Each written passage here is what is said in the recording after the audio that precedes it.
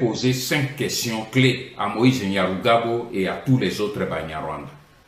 Je voudrais qu'au travers de ces questions clés, qu'ils nous fournissent des documents qui pourraient définitivement mettre fin au débat idiot qu'ils ont provoqué.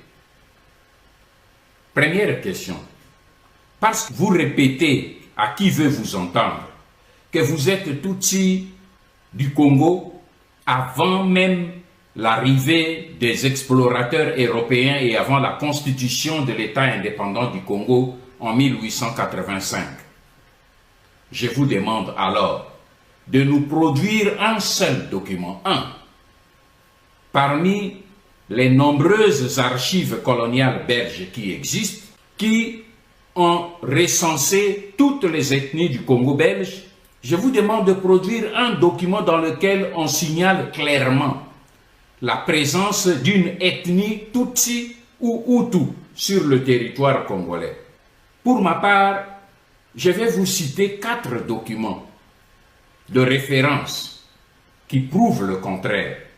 Le premier document, c'est la toute première carte de l'ethnographie du Congo belge qui a été élaborée en 1910 par le révérend Père Muller Ladersou. Cette carte ne signale nulle part les ethnies Hutu ou Tutsi.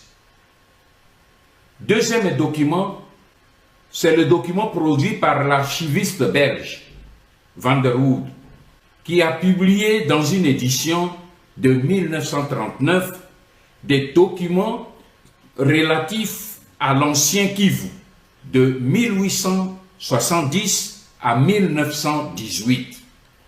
Ces documents reprennent toutes les 16 tribus de l'ancien Kivu.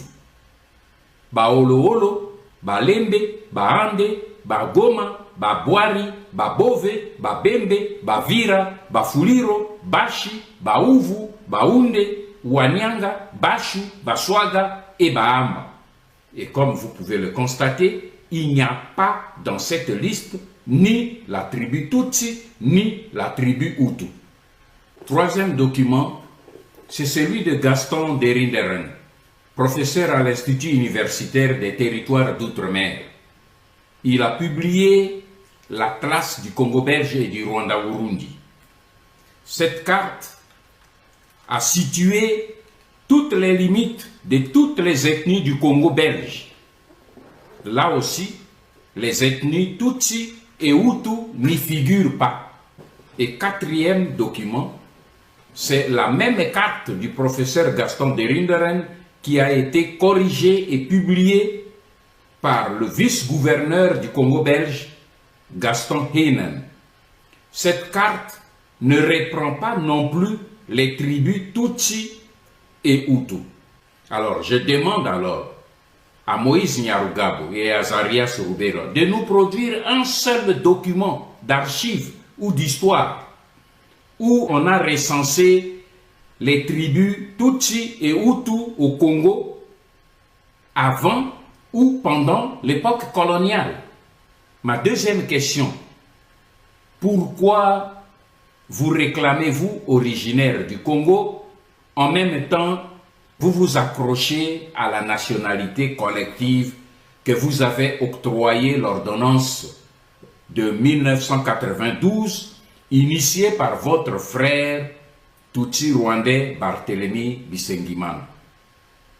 Pourquoi cette ordonnance n'a-t-elle concerné que les seuls Banyarwanda et pas les autres ethnies du Congo qui étaient là depuis la création de l'État indépendant du Congo?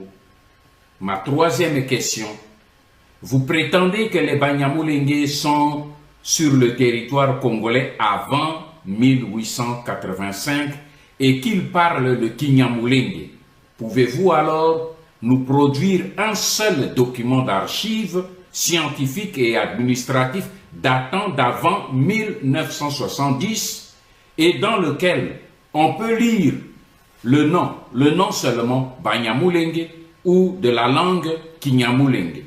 Car nous savons, en ce qui nous concerne, et nous avons produit des preuves que c'est ce néologisme de Banyamulenge a été inventé par Isaac Frédéric Gisaro Muhoza dans les années 1976. Ma quatrième question: vous prétendez être les originaires de Mulenge, dont vous portez le fameux néologisme de Banyamulenge. Or, Mulenge se situe au nord, à Uvira. Comment pouvez-vous alors expliquer que vous, les Banyamulenge, vous vous battez aujourd'hui pour réclamer la terre de Minembwe qui est située à plus de 100 km au sud, à Fizi? Expliquez-le nous. Et je termine ma cinquième question en posant deux questions personnelles à M. Moïse Nyarugabo. Première question: croyez-vous qu'un Congolais d'origine peut fuir son pays pour aller au Rwanda avec les autres Rwandais, comme vous l'avez fait en juillet 1998, alors que la décision d'expulsion ne concernait que les ressortissants rwandais? Pourquoi n'êtes-vous pas resté aux côtés de Laurent Désiré Kabila pour défendre votre territoire national, y compris votre terre de Minembwe? Ma deuxième question: croyez-vous, M. Nyarugabo, qu'un citoyen congolais d'origine peut se livrer au pillage et au vol des archives stratégiques de l'État congolais comportant les secrets de défense et du territoire national au profit d'un État étranger, et cela sur ordre d'un président étranger? Une chose est certaine aujourd'hui: vous devez abandonner votre projet parce qu'il ne réussira plus jamais. Et vos menaces n'intimideront plus la jeunesse congolaise, désormais debout pour défendre jusqu'au prix du sang la terre de ses ancêtres. Le glas a sonné pour votre occupation congolaise et le compte à rebours qui a commencé ne s'arrêtera pas avant la victoire. Ingeta.